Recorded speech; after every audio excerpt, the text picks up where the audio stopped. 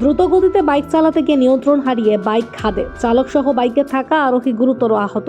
ঘটনার বিবরণে জানা যায়, শান্তির বাজার মহকুমায় অন্তর্গত বীরচন্দ্র মনুতের সাপ্তাহিক বাজার হয় শনিবার। এই সাপ্তাহিক বাজারে রাজ্যের বিভিন্ন প্রান্ত থেকে আসেন ক্রেতা বিক্রেতারা। জানা গেছে, রূপেশ ত্রিপুরা নামের এক যুবক তুইবান্দাল থেকে বীরচন্দ্র মনু সাপ্তাহিক বাজারে আসে।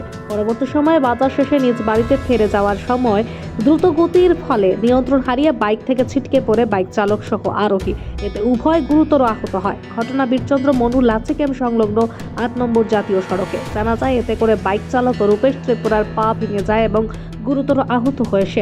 পাশাপাশি বাইকে থাকা আরোহীও অল্প বিস্তর আহত হয়। ঘটনার খবর পেয়ে তড়িঘড়ি ছুটে যান মনপাথর থানার ওসি জয়ন্ত দাস। খবর দেওয়া হয় শান্তির বাজার অগ্নি নির্বাপক দপ্তরকে।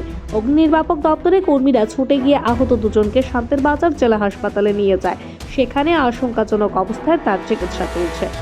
অনুমান 2:45 দিকে আমাদের কাছে একটা খবর আসে যে বীরচন্দ্র মনু থেকে উদয়পুর যাওয়ার পথে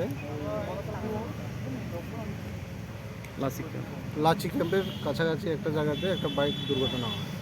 তো সঙ্গে সঙ্গে খবর পেয়ে আমরা দুর্ঘটনাস্থলে এসে দেখি TR07C 8453 নম্বরের একটি বাইক দুর্ঘটনার কবলে পড়ে এবং এতে দুজন আহত হয়। একজনের পা ভেঙে গেছে। সঙ্গে সঙ্গে আমরা শান্তির বাজার দমকলে খবর দিলে তারা এসে তাদের দুজনকে শান্তির বাজার জেলা হাসপাতালে নিয়ে যায়।